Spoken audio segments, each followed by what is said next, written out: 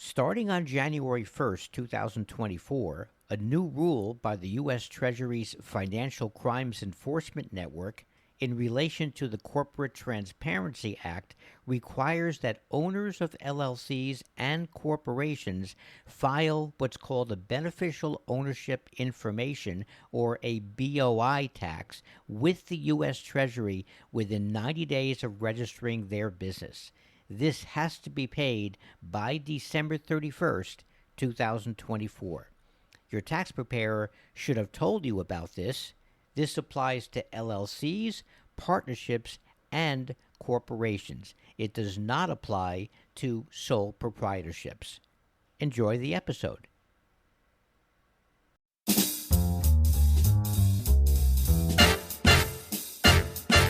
Paul Rosenblum is a bookkeeper, not an accountant or a CPA. Although the information in this podcast comes from professionals, it's meant to give you enough knowledge about these subjects to have a meaningful dialogue with your tax preparer about bookkeeping and taxes.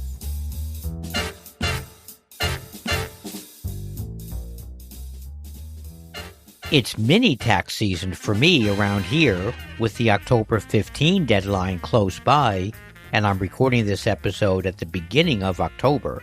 So this surely is the season for client situations to share with you.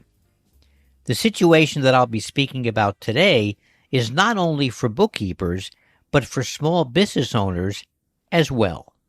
Before I begin, check out the YouTube channel at youtube.com/@bookkeepermensch and leave me a like and a comment. It really helps me out over there. And in the notes, click on the Substack link to sign up and share the newsletter with any business owner or bookkeeper who you know. And of course, email me and say hi. I promise I won't bite. Just a lonely bookkeeper who would love to hear from you. I'm taking the weekend off to recharge for leading up to the October 15 deadline. Paul Rosenblum. Let's talk about bad bookkeeping. Owners of a business who didn't understand that they have to be part of the process, something that I've been preaching here for a very long time now, and decisions that I will have to make moving forward, or maybe backward, which I'll explain very shortly. And again, let me say that there are lessons here for both bookkeepers and business owners. I have a situation today that just happened in the last few days that I want to share. I have not yet determined exactly what the next steps are, since information is still coming in, but I really want to talk about the gathering information process that I do and things that I try to do to take control of the situation. This is a client who was first recommended to me for a training session about 4 years ago by a small accounting office that does bookkeeping as part of their internal process. I already knew the owner of this accounting firm from another company that he owned around 2017, so I met him once or twice. He was a business acquaintance. He texted me a few days ago to see if I would work with one of his clients' newly hired bookkeeper with another training session. I told him of course I would. A few years ago, I had a training session with their old bookkeeper, and I remembered that the books were really not in good shape at all. At that time, I stuck to the task of answering a few questions and didn't get involved because I had another large fix-it project that I was currently working on. However, this time, even though I'm quite busy, I went in with a possibly different mindset. I had an introductory call with the bookkeeper, and she shared a screen on Zoom showing me what her questions were. When I heard the questions and saw the actual transactions, I immediately knew that this was going to be, quote, trouble, unquote. It was a customer invoice which was paid with a manual entry in QuickBooks Online, and a deposit was made in the bank account in QuickBooks Online, again with a manual non-downloaded transaction. However, in reality, there not only was no deposit made in the bank, but it was decided that the invoice needed to be lowered because the work was reduced. The customer check was voided, and a new check with a lower amount was issued. The second problem was that the deposit in QuickBooks Online showed not only the invoice that had to be lowered, but also another invoice that was paid separately and made as a separate deposit at the bank. It was a recently dated transaction, and I asked them if the bank account was reconciled. If it was, it would be tougher to fix, but possible. They weren't sure, so I looked for myself. There were two bank accounts in the system. One, all the way back to 2017, which was never reconciled. I asked them if this account was still valid and open, and I'd suggested that the account needs to be reconciled. They told me that the account was closed at the bank. The other bank account was reconciled only through April of 2023. So I asked them if they minded if I took a look at the operating account to see if there were any unreconciled transactions that were old. When we looked, indeed, they were. Around $130,000 of transactions that were sitting in the bank register from previous years, never reconciled. I looked at the profit and loss and saw personal taxes as an expense of a corporation, which they are not. The more I looked, the more incorrect things that I found. So we made an appointment for me to spend more time than just a 10-minute introductory call a few days later. During that call, I connected directly to their computer and talked to the bookkeeper and the owner on their speakerphone. I told them what I found, and we should discuss a course of action. I told them that if these books were being used by their accounting firm to prepare the taxes, then it looks like they've overpaid taxes by a lot over the years, and we could amend some of these tax returns. They told me that they would like the books correct. We went over a number of things. We corrected the deposit that I talked about earlier and a few other questions, and I told them that I would like to discuss with their accounting firm what the next steps would and could be. It ends up that the accounting firm was doing their own internal bookkeeping for this company so that the taxes could have been pretty accurate. I also found out that they have all the PDF files of the now closed bank account that was never reconciled in the books of the client. So this is a lot of work for me, but doable if I were to take this on and go all the way back to 2017 and reconcile the bank accounts and correct the balances. I have not yet decided on what the next steps are, and this is why. Two possibilities here.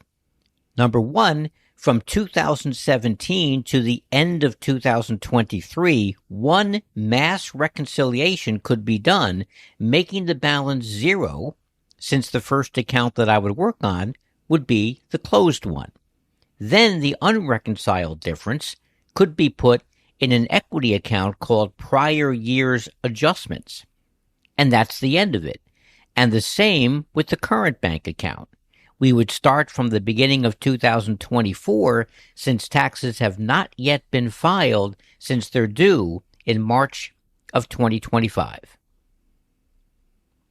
Or number two, and this might be an overkill, each month of the closed bank account would be reconciled separately until that account was closed sometime in 2023, again showing a zero balance in that now defunct account.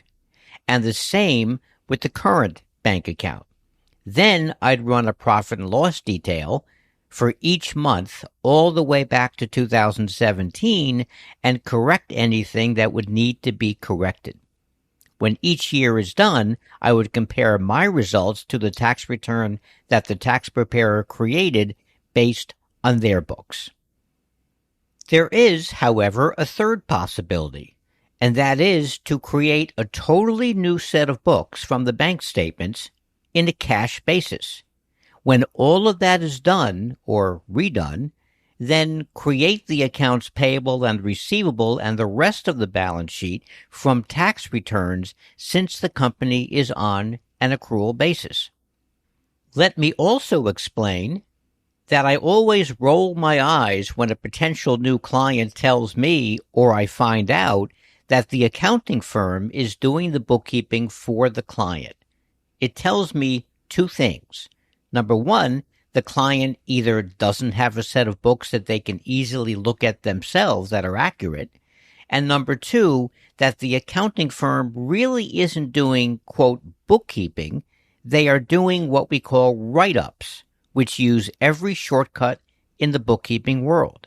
For example, they might be making one entry for deposits for each month, just assuming that all deposits are revenue, which are income taxable, and they probably won't have any sub-accounts of expenses telling the financial story of the company that I have mentioned in prior episodes here. So when I hear that the accounting firm is doing the bookkeeping, I always think to myself, how accurate can it really be? Can the books withstand IRS audits? I don't know for sure, but I do tend to assume that they won't, especially expenses. So when you look at the whole picture of the situation, my first thought is to do the entire bookkeeping over again and then compare to the already filed tax returns. Of course, the answer doesn't belong to me, it belongs to the owner of the company. There are time considerations, financial considerations, and logistical considerations.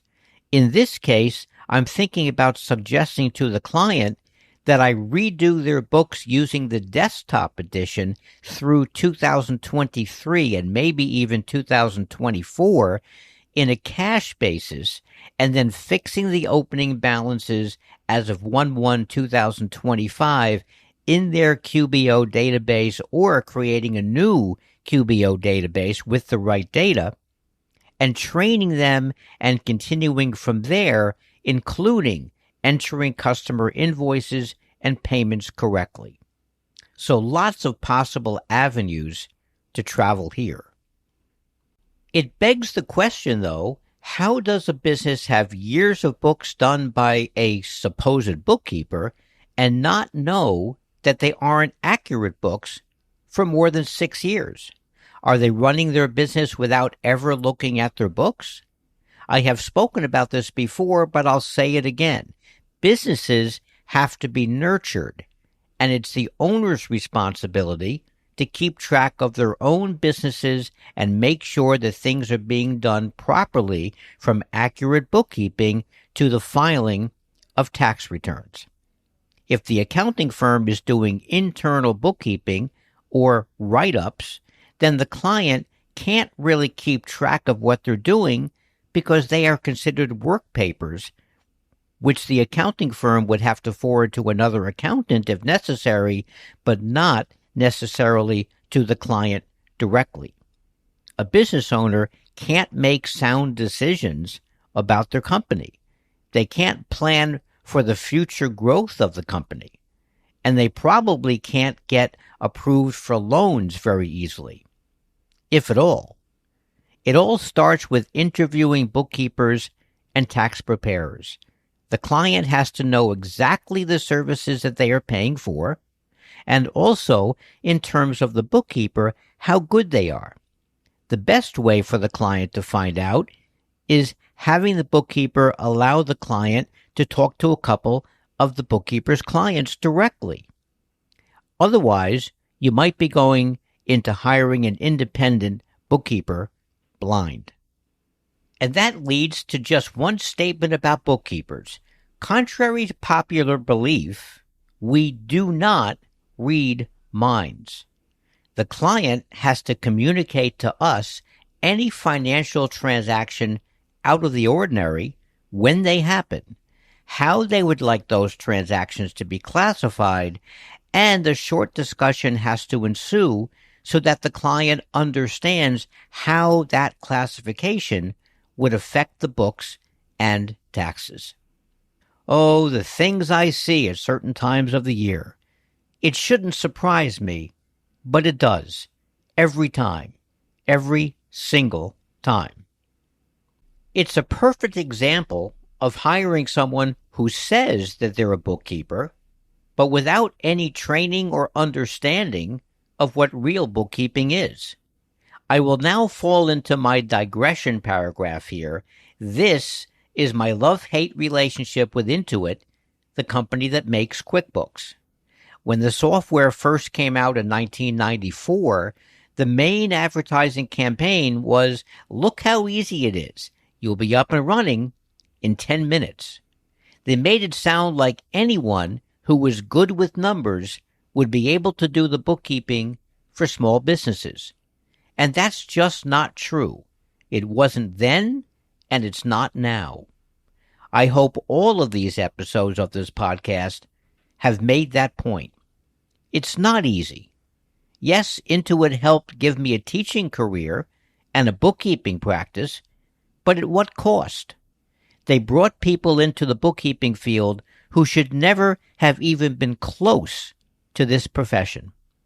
They convinced business owners that their secretaries, remember I'm talking 1994 now, and administrative assistants now could do bookkeeping easily. Wrong, and you guessed it, wrong. But okay, I'll stop my mini rant now. This is why these kinds of situations that I've been talking about today happen. The older I get, the experiences like this keep adding up. It's made me wise, like an owl. Check out the YouTube channel to see what I mean by that. I'll let you know how this story concludes and what the final decision by the owner was when it happens. Actually, this is the kind of client that I would like to have going into my semi-retirement one day. A project with a beginning and an end, training a bookkeeper on how to do things the right way, and then walking away and starting another project. I would cut way down on the monthly bookkeeping responsibilities and take on shorter-term projects. Let me know if you would like to hear about more situations like this. I have more, especially this time of year. I hope you had a good Halloween.